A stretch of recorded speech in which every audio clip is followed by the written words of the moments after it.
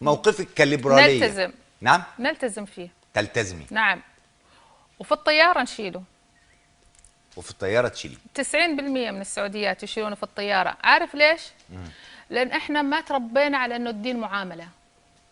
احنا تربينا على انه الدين غصب عليك حتسوي الحاجة هذه والا حيضربك رجل الهيئة في الشارع. نعم.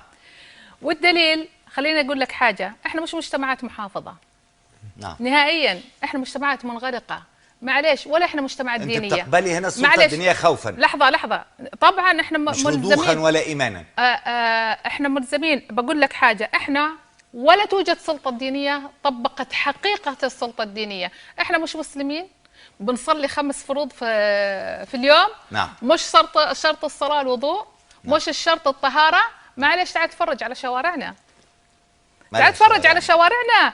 فين الطهارة؟ فين تطبيق الدين؟ فين تطبيق النظافة؟ معلش، مش احنا المتدينين. اليابان البوذية هي البلد المتدين. نعم. إذا تبغى تقيسها بالدين، لأنها طبقت المعاملات. طيب أنا آسف بس